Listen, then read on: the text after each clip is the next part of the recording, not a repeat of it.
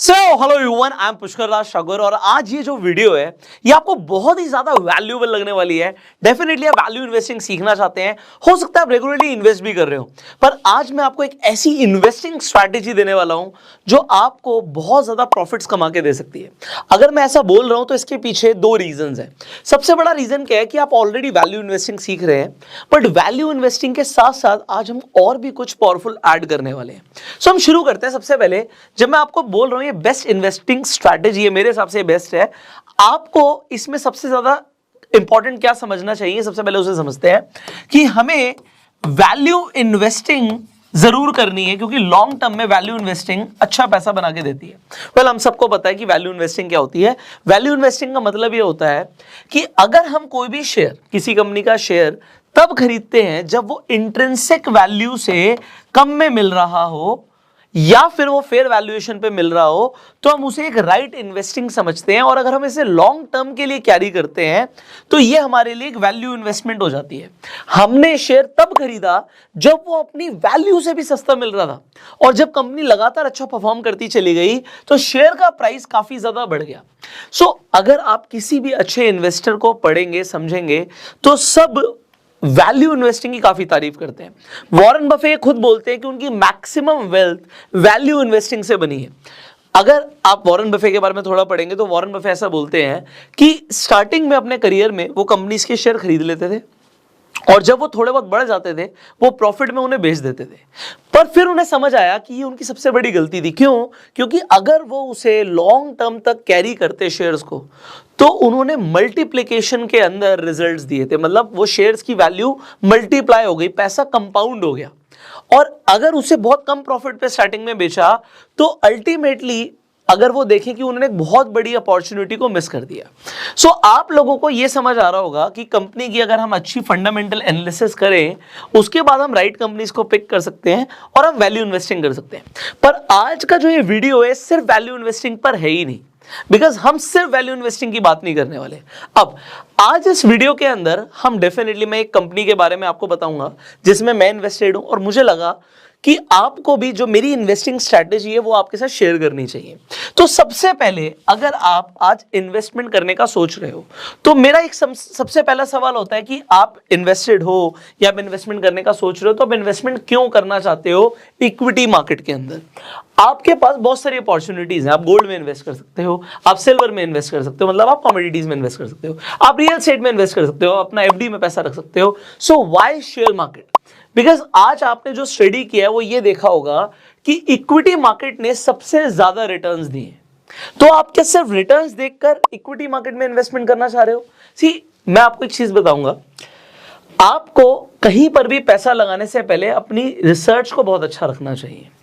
अब अगर आपने थोड़ी बहुत रिसर्च करी है, बहुत अच्छी बात है, नहीं करी तो मैं आपको एक बेसिक एग्जांपल दूंगा। जब हम निफ्टी 50 की बात करते हैं, निफ्टी 50 का मतलब होता है ये हमारा इंडेक्स है, NSE नेशनल स्टॉक एक्सचेंज और BSE common stock exchange India के लीडिंग एक्सचेंज है। सो NSE के ऊपर जो टॉप 50 कंपनियां हैं उनसे मिलकर एक इंडेक्स बनता है जिसे निफ्टी 50 कहते हैं। अगर आप डायरेक्टली इंडेक्स को खरीद लेते हो, इंडेक्स को आप कैसे खरीद सकते हो? इंडेक्स को आप खरीद सकते हो या तो ETF के थ्रू या फिर म्यूचुअल फंड के थ्रू। तो आप या तो इंडेक्स में इन्वेस्ट करना चाहते हो तो आप इंडेक्स म्यूचुअल फंड ले लेते हो। इसे पैसिव इन्वेस्टिंग भी कहते हैं। पैसिव इन्वेस्टिंग क्यों? क्योंकि आपने पैसिव म्यूचुअल फंड में पैसा लगाया। क्योंकि म्यूचुअल फंड दो तरीके के होते हैं, एक होता है एक्टिव मैनेज म्यूचुअल फंड्स और एक होता है पैसिवली मैनेज म्यूचुअल फंड्स। सो एक्टिवली मैनेजमेंट का मतलब क्या हुआ कि उसको कोई फंड मैनेजर देखता है कि आपका पैसा कहां लगना चाहिए, तो वहां पर फंड मैनेजर की रिक्वायरमेंट होती है। एक मैनेजर होता है जो पढ़ा लिखा होता है, समझदार होता है, जिसे एक्सपीरियंस होता है इंडस्ट्री का, और वो आपका पैसा अलग अलग कंपनीज में लगाता है। तो ज्यादातर आपको जो म्यूचुअल फंड्स दिखते हैं वो एक्टिवली मैनेज म्यूचुअल फंड्स होते हैं। और पैसिवली मैनेज म्यूचुअल फंड्स कौन से होते हैं? जिसमें जरूरत नहीं है फंड मैनेजर्स की स्पेसिफिकली ये देखने के लिए कि कब स्टॉक खरीदना है, कब बेचना है। सिंपली निफ्टी 50 के प्रोपोर्शनेट में आपका पैसा लग जाएगा। अब इसमें डेफिनेटली फीस भी कम होती है, तो लॉन्ग टर्म में आपको फायदा होता है। मैं हर बिगिनर इन्वेस्टर को सबसे पहले बोलता हूं कि अगर आपको इन्वेस्टमेंट शुरू करनी है तो आप डायरेक्टली निफ्टी 50 में कीजिए। अगर आपको इक्विटी आपने चूज किया तो आप निफ्टी 50 में डायरेक्टली इन्वेस्टमेंट कीजिए, क्योंकि आपकी इन्वेस्टमेंट डाइवर्सिफाई हो जाएगी और एक बार में अगर आपने 1000 रुपए भी डाला तो वो इंडिया की टॉप 50 कंपनियों में लग जाएगा। तो आपकी डाइवर्सिफिकेशन भी हो रही है, उसका भी बेनिफिट मिल रहा है और इंडिया की टॉप कंपनीज में पैसा लग रहा है। पर जब आप लोग स्टॉक्स में इन्वेस्टमेंट की बात करते हैं तो मेरा एक सवाल आता है, क्यों करनी है आपको स्टॉक में इन्वेस्टमेंट? आपने सिंपली निफ्टी 50 में पैसा डाला, इंडिया की टॉप 50 कंपनियों में पैसा लग गया, डाइवर्सिफिकेशन भी हो गई। और अगर आप ओवर द इयर्स देखोगे तो निफ्टी 50 की जो रिटर्न्स हैं वो आपको दिखता है यार 15% से ऊपर की रिटर्न्स आ रही है निफ्टी 50 की, मतलब इंडेक्स की रिटर्न्स 15% के आसपास की है। तो आपको स्टॉक्स में पैसा क्यों लगाना है? आपको स्टॉक्स में पैसा तब लगाना चाहिए जब आप ऐसी कंपनीज पिक कर पाए जो इंडेक्स को बीट कर दें, मतलब जो इंडेक्स को, बेंचमार्क को बीट करें। तो आप बोलेंगे कि आपने स्टॉक्स में इन्वेस्टमेंट किया और आपकी इन्वेस्टमेंट ने इंडेक्स को बीट कर दिया, मतलब 15% की एनुअल रिटर्न जो निफ्टी दे रहा है उससे ज्यादा की आप खुद से इन्वेस्टमेंट करके लेकर आने वाले हो। तो फिर तो आपको कुछ ऐसा पता होना चाहिए जो इंडिया की टॉप 50 कंपनियां मिलकर रिटर्न्स नहीं दे पा रही, उससे ज्यादा रिटर्न्स आप लेकर आ रहे हो। So you should have a little edge. अब वो लिटिल एज अगर आपको चाहिए तो आप इस वीडियो को आगे देखिए, वरना यहाँ पर आपको आगे वीडियो देखने की जरूरत नहीं है। सिंपली मैंने बोला if you are a beginner investor go and buy index funds, खत्म बात हो गई। इंडिया की टॉप 50 कंपनियों में पैसे लग गया। सो अब यहां से अगर आप सेकंड कैटेगरी में आना चाहते हो तो कैटेगरी ये है यार, हमें रिटर्न्स और ज्यादा लेकर आने, आपको रिटर्न्स और ज्यादा चाहिए, आप इंडेक्स को बीट करना चाहते हो, फिर आप स्टॉक इन्वेस्टिंग में आते हो। देखो बिफोर आई प्रोसीड मैं आपको बताता हूं स्टॉक इन्वेस्टिंग में लोग सबसे बड़ी गलती क्या करते हैं। जब लोग स्टॉक्स में इन्वेस्टमेंट के बारे में सोचते हैं वो सबसे बड़ी गलती ये करते हैं कि वो ओवर डाइवर्सिफाई हो जाते हैं, मतलब बहुत सारी कंपनीज में पैसा लगा देते हैं। अब आपके पास पैसा लिमिटेड है, मान लीजिए किसी के पास 10,000 है, किसी के पास 1 लाख है, किसी के पास 10 लाख है, किसी के पास 1 करोड़ होगा, किसी के पास 10 करोड़ होगा, किसी के पास 100 करोड़ होगा, बट सबके पास लिमिटेड है, किसी के पास अनलिमिटेड पैसा नहीं है, अंबानी के पास भी अनलिमिटेड नहीं है।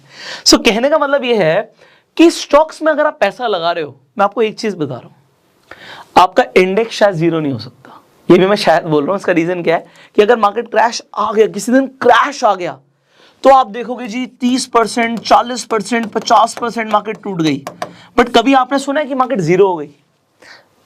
आज आप देखते हो निफ्टी आपको 18,000 का दिखता है, तो 18,000 से मैं मान सकता हूं एक बार को वो 15,000 आ जाए, 12,000 आ जाए, 10,000 आ जाए, 9,000 आ जाए, बट क्या ऐसा हो सकता है कि 18,000 का जीरो हो जाए? हो सकता है आपको लगे कि शायद नहीं होगा, पर अगर आप स्टॉक इन्वेस्टिंग करते हो, आप अपना देखो, higher the returns higher the risk, जितना ज्यादा आप रिटर्न लेके आना चाहोगे उतना ज्यादा रिस्क भी होगा। सो स्टॉक्स जीरो हो सकते हैं, they can go zero. Zero in the sense किसी ने कोई 100 रुपए का स्टॉक खरीदा और अगर वो 2 रुपए का रह गया तो वो ऑलमोस्ट जीरो हो गया आपका पैसा। अब आपको लग रहा होगा ऐसा थोड़ी होता है, 100 रुपए की चीज 2 रुपए की थोड़ी होती है। मैं आपको क्या बोलूं, अनलिमिटेड एग्जांपल्स हैं आपके पास, बहुत सारे एग्जांपल्स हैं। अभी अगर आप रीसेंट एग्जांपल देखें तो आप येस बैंक का एग्जांपल ले लीजिए या वोडाफोन का एग्जांपल ले लीजिए। तो अगर आपकी स्टॉक पिकिंग गलत हो जाती है तो पैसा जीरो हो सकता है। और आप स्टॉक मार्केट में अपना गोल याद रखिए, आप तो वॉरेन बफे को देख के आए थे, आप तो राकेश झुनझुनवाला को देख के आए थे, आप तो राधाकिशन दमानी को देख कर आए थे, तो आप वैल्यू इन्वेस्टर बनने आए थे। बट ज्यादातर लोग आते हैं इन्वेस्टर बनने और खेलने लग जाते हैं जुआ, पेनी स्टॉक इन्वेस्टिंग शुरू कर देते हैं, ऐसे स्टॉक पिक करना शुरू कर देते हैं जो फंडामेंटली स्ट्रांग ही नहीं है। सो अब यहां से हमारा सफर शुरू होता है कि भैया स्टॉक्स कौन से स्टॉक्स। तो अगर आपको स्टॉक्स पिक करना है तो यहां पर एक सवाल आता है, मैंने आपको क्यों का आंसर दे दिया। आपको स्टॉक पिक इसलिए करना है क्योंकि आप इंडेक्स को बीट करना चाहते हो, और अगर आप इंडेक्स को बीट करना चाहते हो then you should have a little bit edge, आपके पास एज होना चाहिए। अब स्टॉक जो होगा, सबसे पहला सवाल है वो कोई ना कोई इंडस्ट्री का होगा। तो भैया हमें पैसा लगाना है ऐसी इंडस्ट्री में जो इंडस्ट्री ग्रो करेगी ओवर द इयर्स, हमें पता है। अब मैं यहां पर बिल्कुल स्ट्रेट अवे चलूंगा। देखो आप एफएमसीजी में चूज कर सकते हो इंडस्ट्री, आप बैंकिंग से चूज कर सकते हो, आप रियल एस्टेट से चूज कर सकते हो, आप आईटी से चूज कर सकते हो। मैं आपको जेन्युइनली बताता हूं, मैं सिगरेट नहीं पीता, बट मैं सिगरेट कंपनीज में इन्वेस्टेड हूं, बिकॉज मैं डेटा देखता हूं और जो डेटा बोलता है उसके ऊपर मुझे विश्वास है। मैं सिगरेट नहीं पीता इसका मतलब नहीं है दुनिया सिगरेट नहीं पीती। 40%, ये एक स्टडी आप इसे पढ़ सकते हो इंटरनेट पे, almost 40% adults in India consumes some kind of alcohol और tobacco. So 40% Indians adults on an average tobacco और एल्कोहल को कंज्यूम करते हैं। तो 40% मार्केट आप समझ रहे हो इंडिया की, 40% एडल्ट्स टबैको कंज्यूमर्स हैं, सिगरेट फूकते हैं। मैं नहीं हूं उस कैटेगरी में, बट इसका मतलब नहीं है कि मैं उस बिजनेस का पार्ट नहीं बन सकता।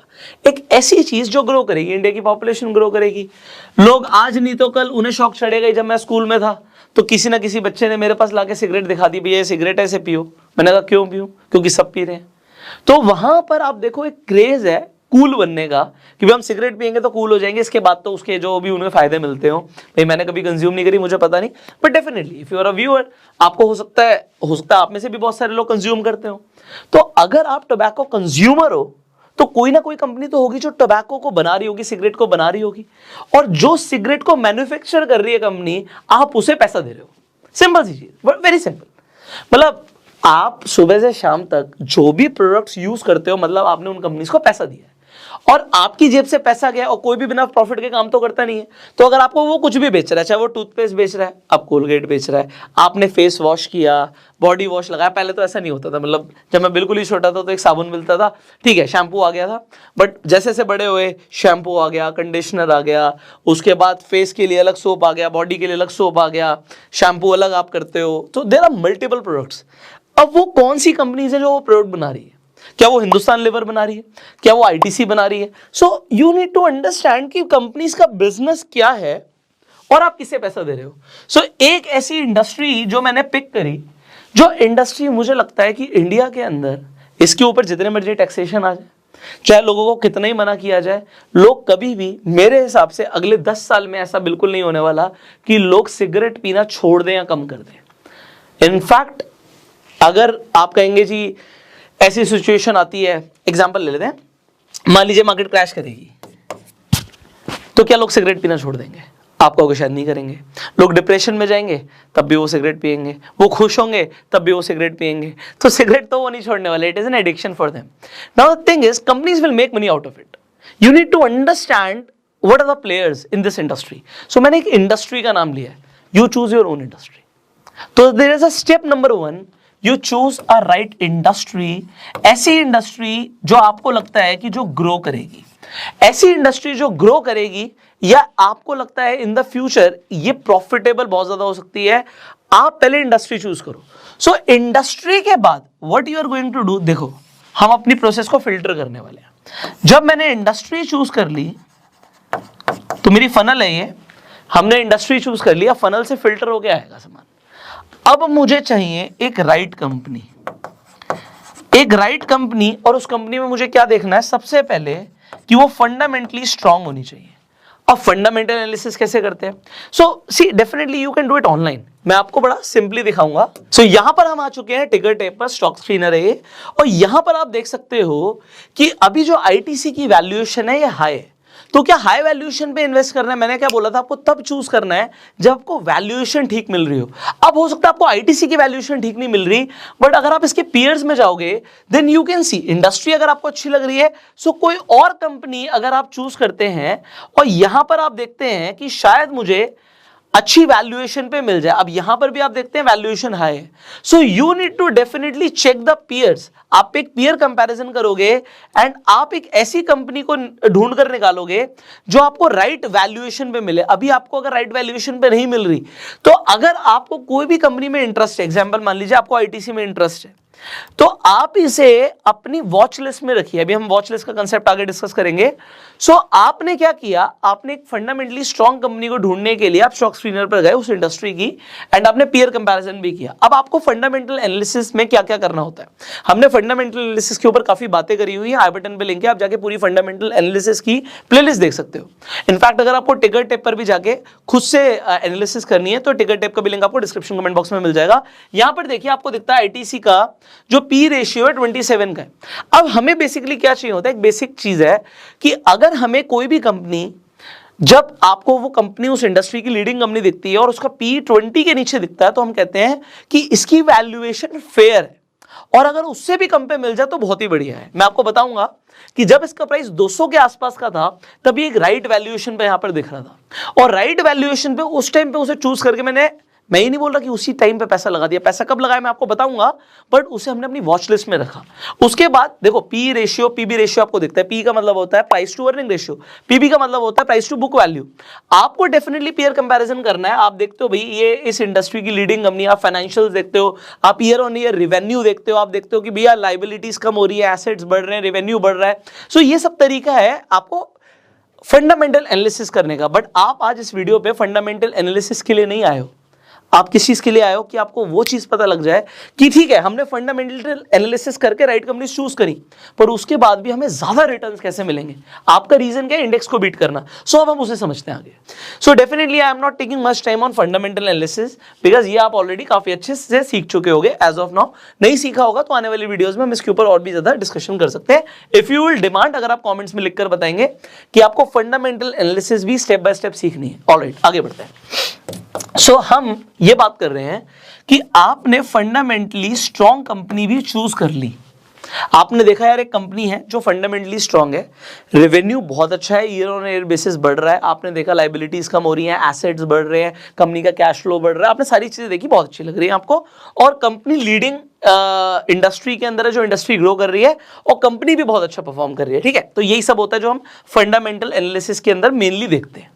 इसके बाद क्या जाएं और इसका शेयर खरीद लें अभी के अभी? अब मैं आपको बताऊंगा आपको क्या करना चाहिए। पहली बात तो स्टार्टिंग से आते हैं, यहां से अब ये वीडियो शुरू होती है जो आप जिस चीज के लिए इस वीडियो पे आए थे। हमने वैल्यू इन्वेस्टिंग की बात करी। वैल्यू इन्वेस्टिंग तब है जब आप कंपनी को इंट्रिंसिक वैल्यू से कम पे खरीद रहे हो या फेयर वैल्यूएशन पे खरीद रहे हो। ओके, इसके बाद हमने बात करी थी अगर आप एक बिगनर है तो आप डायरेक्टली इंडेक्स में इन्वेस्ट कर सकते हैं।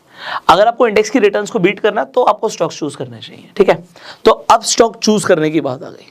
इसकी रिटर्न को बीट करने के लिए मैं आपको जो अब बताने वाला हूं वो सबसे इंपॉर्टेंट है। तो स्टॉक्स चूज करने के लिए फिर हमने बात करी थी कि हमारे फनल में सबसे पहले है इंडस्ट्री और फिर है राइट कंपनी जिसकी जो फंडामेंटली स्ट्रांग हो। अब आपको क्या करना है, अभी जाते ही पैसा नहीं लगाना, अब आपको वॉच लिस्ट बनानी है। आपके पास जो भी डीमेट अकाउंट होगा उसमें आपको वॉच लिस्ट दिखेगी। मैं आपको भी ये दिखाने पे वाला हूं। आपने उस स्टॉक को वॉच लिस्ट में ऐड करना है। मैंने ये नहीं बोला उसमें जाके पैसा लगा दो। और आपको क्या करना है, थोड़ा सा वेट करना है, किस चीज का वो अभी हम डिस्कस करेंगे। अब इसके बाद क्या होगा, आपको सिर्फ और सिर्फ फंडामेंटल्स के बेसिस पर जाके पैसा नहीं लगाना, आपको एक स्मार्ट इन्वेस्टर बनना है। आपको थोड़ी सी टेक्निकल एनालिसिस भी करनी है, बहुत थोड़ी सी, और वो बहुत थोड़ी सी टेक्निकल एनालिसिस जस्ट मैं अभी आपको देने वाला हूं। मैं आपको एक चीज बताना चाहूंगा, अगर आप आज की रेट में भी 10 स्टॉक से ज्यादा में इन्वेस्टेड हो तो आप ओवर डाइवर्सिफाइड हो। आपने इंडेक्स को बीट करना, अगर आप 10 से ज्यादा स्टॉक्स में करना चाहते हो इन्वेस्टमेंट तो भैया फिर आप सेंसेक्स में कर लो, 30 स्टॉक्स आ जाएंगे वहां पे बीएससी के टॉप। आप 30, 40, 50 स्टॉक्स में अगर इन्वेस्टेड हो तो उससे बढ़िया निफ्टी है भैया। आप चेक कर लो निफ्टी की रिटर्न ज्यादा आ रही है या आपके पोर्टफोलियो की रिटर्न ज्यादा आ रही है। You just check it and you will be shocked, क्योंकि निफ्टी बीट कर रहा होगा आपकी खुद की स्टॉक पिकिंग को भी। आपको अगर निफ्टी को बीट करना है तो आप फोकस्ड रहो 10 स्टॉक्स के ऊपर। और मैंने क्या बोला, अभी जाती पैसा मत लगाना। सो 10 स्टॉक्स से ऊपर अभी आपको जाने की जरूरत नहीं है। डेफिनेटली आप अपना कुछ पैसा हर महीने म्यूचुअल फंड में इन्वेस्टेड रख सकते हो, बिकॉज वो रेगुलरली रिटर्न्स प्रोड्यूस करेगा। बट अब बात करते हैं स्टॉक पिकिंग की। हम यहां पर थोड़ी सी टेक्निकल एनालिसिस यूज करने वाले हैं। लेट्स सी दैट कि हम क्या करने वाले हैं। ठीक है, सो यहां पर हम आ गए हैं अपस्टॉक्स के ऊपर। अब अपस्टॉक्स के ऊपर आपके पास जो भी डीमेट अकाउंट है आप बेसिकली चार्ट देख सकते हो। अब यहां पर मैंने आईटीसी का मंथली चार्ट खोला हुआ है। अच्छा, यहां पर आपको एक वॉच लिस्ट बनाने का भी ऑप्शन आता है, तो आप definitely you can create your own watch list, तो आप अपनी एक वॉच लिस्ट बना सकते हो। सो यहां पर जब हम आईटीसी की बात कर रहे हैं, आप अपनी भी बना सकते हो, इसमें जो भी स्टॉक आपको ऐड करना आप ऐड कर सकते हो। सो अगर हमने आईटीसी को चूज किया, मैंने आईटीसी को चूज किया, तो आईटीसी को चूज करने के बाद मैंने टेक्निकली क्या देखा मैं आपको ये बताता हूं जो आपको भी देखना चाहिए। मेरी वॉच लिस्ट में ऐड हो गया, क्या मैं इसमें जाके पैसा लगा दूंगा? अब मैं पैसा कब लगाऊंगा डिपेंड ये करता है कि आप कितने टाइम के लिए इन्वेस्टेड रहना चाहते हो। If it is life long, आप सोचते हो जी देखो जो इन्वेस्टर भी होता है ना वो भी एक ट्रेडर होता है, जिसे मैं बोलता हूँ लॉन्ग टर्म ट्रेडर है। आज नहीं तो 10 साल बाद, 5 साल बाद हमें प्रॉफिट चाहिए होता है, हम सबको प्रॉफिट चाहिए। तो अब यहां पर आपको थोड़ा सा स्मार्ट इन्वेस्टर बनना है। What you need to do, अगर आपने एक राइट कंपनी चूज करी है, सो जब तक ये मुझे डाउन ट्रेंड में दिख रही थी, मैं इसमें इन्वेस्टेड नहीं था। आप मेरी बात को समझिएगा, मैंने एक राइट कंपनी चूज करी, मंथली चार्ट के ऊपर मुझे क्या दिख रहा है, कंपनी लगातार डाउन ट्रेंड में चल रही है। सो जब तक ये डाउन ट्रेंड में रहेगी तब तक मैं इसमें इन्वेस्टेड नहीं रहूंगा। यहां पे हमने एक सिंपल इंडिकेटर यूज किया, दैट इज सुपर ट्रेंड। मैं सुपर ट्रेंड की सेटिंग जो रखता हूं वो 20 और 2 की रखता हूं, आपको डिफॉल्ट पे 10 और 3 की मिलेगी। सो सुपर ट्रेंड क्या है? सुपर ट्रेंड बेसिकली एक ATR बेस्ड इंडिकेटर है, average true range based indicator है। और आप देखेंगे जो सुपर ट्रेंड होता है, जैसे अगर ये रेड है तो ये लगातार प्राइस के साथ साथ मूव करता है। इंडिकेटर्स दो तरीके के होते हैं, डायनामिक और स्टैटिक। ये डायनामिक इंडिकेटर है, प्राइस मूव करेगा तो सुपर ट्रेंड भी ऊपर जाएगा और आपको ये ट्रेलिंग स्टॉप लॉस भी देता है। अब देखिए, आप तो एक इन्वेस्टर हो, आपको स्टॉप लॉस की क्या जरूरत है? वेल, मेरी बात को समझिए, जब तक आपको कोई स्टॉक अच्छी रिटर्न्स दे रहा है आप उसमें बने रहिए। जब वो अपना ट्रेंड चेंज करता है, इसका मतलब आप सावधान हो जाइए, आप चाहें तो उससे निकल सकते हैं, आपको मार्केट में अच्छी अपॉर्चुनिटी भी मिल सकती है। पर अब आप कहेंगे कि वैल्यू इन्वेस्टर तो वो होता है जो हमेशा ही इन्वेस्टेड रहता है, पकड़ के रखता है। जरूरी नहीं है। एक अच्छी फंडामेंटल स्ट्रॉन्ग कंपनी के अंदर भी मैनेजमेंट चेंज की वजह से, हो सकता है किसी भी एक रीजन की वजह से, उसका प्राइस गिरना शुरू कर सकता है। और प्राइस, हम कहते हैं price is God, price tells you everything. अगर स्टॉक का प्राइस भाग रहा है तो सब कुछ कंपनी में अच्छा चल रहा है, और अगर उसका प्राइस गिरना शुरू करता है तो ये पहला इंडिकेशन होता है कि आप चाहें तो बाहर निकल सकते हैं। बट हम प्राइस को कैसे कैच करें, हम प्राइस एक्शन को कैसे कैच करें? सो सबसे ज्यादा पैसा बनता है ट्रेंड के साथ। ये ट्रेंड हो सकता है अब शुरू हुआ और अगले 5 साल तक ना रुके, ऐसा हो सकता है। और आप क्या देखो, यहां से प्राइस गिरना शुरू कर जाए, और आपने एक फंडामेंटली स्ट्रॉन्ग कंपनी निकाली थी जिसका ईयर ऑन ईयर बेसिस के अंदर रेवेन्यू बढ़ रहा था, सारी चीजें अच्छी चल रही थी, बट फंडामेंटली स्ट्रॉन्ग होने के बाद भी उसका स्टॉक प्राइस गिर जाए, तो अभी आपने पैसा डाला, आपने 1 लाख रुपए डाला, बट अगर वो मान लो 30% का करेक्शन आ गया स्टॉक में, मैंने आपको बताया इंडेक्स जीरो नहीं हो सकता, स्टॉक का प्राइस कम हो सकता है और इनफैक्ट खत्म भी हो सकता है। आप आईटीसी तो आप बोलोगे बहुत बड़ी कंपनी है, बट आपने ऐसी कंपनीज भी निकाली जो मिड कैप की हैं, स्मॉल कैप की हैं, तो आप देखोगे कि आपको सिग्निफिकेंट करेक्शन दिख सकता है और उसी तरीके से आपको प्रॉफिट दिख सकता है। तो higher the risk higher the reward. अब यहां पर पॉइंट क्या है, हमने कब इन्वेस्ट किया? हमने इसे वॉच लिस्ट में डाल रखा था, हमने देखा यार बहुत टाइम से कंसोलिडेशन चल रहा है, प्राइस मूव नहीं कर रहा, 200 से लेकर 220 की रेंज में अटका हुआ है। पर एक दिन आपको यहां पर दिखेगा भैया मंथली चार्ट के ऊपर अप ट्रेंड बना है। अब जब अप ट्रेंड बना है, आप इस स्टॉक को कंसीडर करते हो इन्वेस्टिंग के लिए, और आप कब तक बाहर नहीं निकलते जब तक ये अप ट्रेंड टूटता नहीं है। तो आपने एक फंडामेंटली स्ट्रॉन्ग कंपनी को चूज किया और उसमें पैसा तब लगाया जब वो अपने अप ट्रेंड में गया, और उसके बाद आपने देखा यार स्टॉक तो रुक ही नहीं रहा। और मैं आपको एक बात बता रहा हूं, जब तक इसका आपको दिखेगा कि ट्रेंड चेंज नहीं हो रहा, तब तक आपको भागता हुआ दिखेगा, क्योंकि ये ATR बेस्ड इंडिकेटर है। प्राइस गिरना शुरू होगा तो यहां से डाउन ट्रेंड दे देगा, हो सकता है डाउन के बाद दोबारा अप ट्रेंड दे दे, तो आप दोबारा तब एंट्री कर सकते हो एक अच्छी कंपनी में जब वो अप ट्रेंड में चल रहा है। So we will only stay in the company till the time they are following a up trend. आप ट्रेंड के साथ पैसा बना रहे हो, जब वो डाउन ट्रेंड में आ रहा है अपना पैसा आप निकाल लो, किसी और कंपनी में पार्क कर सकते हो। इंडेक्स की रिटर्न आपको कभी कभी दिखेगी कि जो इंडेक्स है वो टूट रहा है, बट आपको दिखेगा कुछ स्टॉक्स ऐसे हैं वो फिर भी भाग रहे हैं। मतलब पूरी मार्केट में करेक्शन है, बट फिर इंडस्ट्री में और एक स्पेसिफिक स्टॉक के अंदर आपको एक अप ट्रेंड कंटिन्यू दिख रहा है। इसका मतलब है कि वो स्टॉक अभी तेजी में है। सो तेजी में आप भागते हुए घोड़ों को चने खिलाओ। ये मेरा डायलॉग है, मैं बोलता हूं अगर आप भागते हुए घोड़ों को चने खिलाओगे ना, आपका ज्यादा पैसा बनेगा। आपने घोड़ा चूज किया, दिखने में तो बहुत आपको स्ट्रांग लग रहा था, बट जब वो रेस में गया उसने भागने नहीं शुरू किया, तो फिर भैया आपका पहला रीजन क्या था? आप रिटर्न ज्यादा कैसे लेके आओगे? आपने स्टॉक इन्वेस्टिंग करनी क्यों थी? आपको स्टॉक इन्वेस्टिंग करनी थी कि भाई मैं इंडेक्स को बीट करूं। आपका रीजन क्या था? रीजन था इंडेक्स को बीट करना।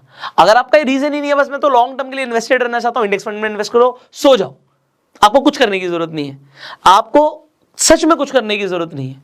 बट अगर आप स्टॉक्स में इन्वेस्टमेंट करना चाहते हो तो ध्यान भी देना पड़ेगा, थोड़ी सी स्टडी भी लगेगी, और वो स्टडी, 2 स्टडीज हैं जो मैंने आपको बोला। एक बेसिक फंडामेंटल आप स्ट्रॉन्ग कंपनीज को चूज कर पाओ, और दूसरी चीज आपकी टेक्निकल एनालिसिस बेसिक होनी चाहिए। तो मैंने आपको सिंपल एक बेसिक इंडिकेटर दिया। अब यहां पर अगर हम चाहें तो इसे कॉम्प्लेक्स कर सकते हैं, और भी चीजें ऐड कर सकते हैं, और अगर आप प्राइस एक्शन के साथ, मैं आपको ये बता रहा हूं, प्राइस एक्शन के साथ फंडामेंटल एनालिसिस करने के बाद इन्वेस्ट करोगे, आप ज्यादा पैसा बनाओगे और आप तभी रिटर्न ज्यादा ले पाओगे। सो मैं आपको यहाँ पे एक और इंडिकेटर दे रहा हूं, that is pivot points. Pivot points क्या होते हैं? सिंपली आपने सपोर्ट रेजिस्टेंस सुना होगा। सो अगर आपको दिखता है जो स्टॉक अपने पिवट को तोड़ते हुए R1 को तोड़ता है, तो नेक्स्ट टारगेट होता है R2 तक जाएगा, R2 के बाद R3 जाएगा। आपको इसे कैलकुलेट करने की जरूरत नहीं है, जैसे आप पिवट पॉइंट्स को यूज करते हो ऑटोमेटिकली प्लॉट हो जाते हैं सपोर्ट रेजिस्टेंस, और ये आपको दिखाते हैं। आपको डरने की कब जरूरत होती है? ट्रेंड बाद में चेंज होगा।